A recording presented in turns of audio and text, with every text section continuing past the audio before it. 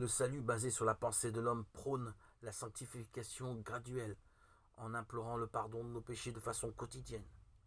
Ceux qui croient en ce faux salut pensent qu'ils seront sauvés au jour dernier s'ils mènent une vie sainte, demandant pardon chaque jour et appliquant la loi par leur œuvre. Néanmoins, ils restent des pécheurs s'ils n'ont pas transféré le péché sur Jésus par leur foi en son baptême. Le salut que Dieu nous a donné est un salut parfait, qui témoigne que Jésus a pris tous les péchés du monde une fois pour toutes, par son baptême, donné par Jean au Jourdain, et qui les a effacés sur la croix. L'apôtre Jean a dit, si nous confessons nos péchés, lui, fidèle et juste, pardonnera nos péchés et nous purifiera de toute iniquité. 1 Jean 9. Si nos péchés n'ont pas encore été pardonnés grâce à l'évangile d'eau et d'esprit, parce que nous ne le connaissons pas, nous devons confesser devant Dieu que nous sommes toujours pécheurs, même si nous croyons en Jésus et que nous sommes destinés à aller dans le monde des tourments.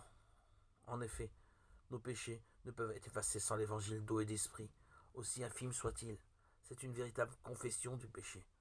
Quand nous les confessons de cette manière, tous nos péchés disparaissent une fois pour toutes par l'évangile d'eau et d'esprit et nous devenons des justes exempts de péché. Voici le temps de la grâce, le jour de faveur. Quiconque croit en l'évangile du baptême de Jésus et en sa croix est sauvé de tous ses péchés, devient juste et possède une foi forte. Il est prêt à entrer dans le royaume des cieux quand le Seigneur reviendra. Nos certitudes, nos doctrines et la théologie ne peuvent nous sauver du péché. Il ne s'agit que de tromperies que le diable Satan a glissé dans l'esprit de l'homme. Nous devons retourner à l'évangile d'eau et d'esprit et devenir des croyants qui acceptent dans leur cœur le salut de Jésus qui sauve du péché.